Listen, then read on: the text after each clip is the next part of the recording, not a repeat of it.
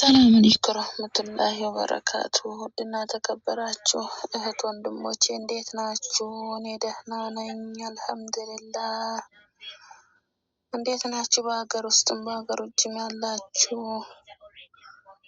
ላይክ፣ ሼር፣ ሰብስክራይብ ያረጋችሁ ጀምሩት እላችኋለሁ። እንግዲህ እና እንዴት ነው? እስኪ ስህተትም ካለብኝ ያው ምከሩኝ። ለማንኛውም መሳሳታችን ከይር ነው፣ ከይር ነገር ያመጣል። መሳሳትን አትፍሪ፣ ካልተሳሳሽ አትማሪም። ድሮ ያኔ ሕፃን እያለሽ በሁለት እግር ቆመሽ ለመሄድ እጅግ በጣም ብዙ ጊዜ ስትወድቂ ነበር። ሰዎች ቢያነሱሽም ዝም ቢሉሽም ቢስቁብሽም በሁለት እግር ቆመሽ ለመሄድ ባደረግሽው ትግል መውደቅ አልፈራሽም።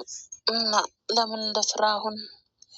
ለምን በለውጥ ጉዞ በከፍታ ማማ ላይ ለመሰፈር መሳሳትን ፈራሽ? ሳትሳሳቺ በስህተትሽ ከተማርሽ ስህተትሽን አርመሽ ከተጓዥ መሳሳትሽ ለምን ይቆጭሻል? ይላል አባባሉ።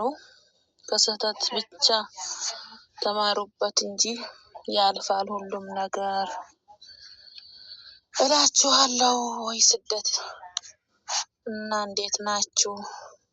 አንድ ሰው ትልቅ ነገር አለኝ የሚለው ሰብር ካለው ብቻ ነው። ሰብር ሲኖር ነው።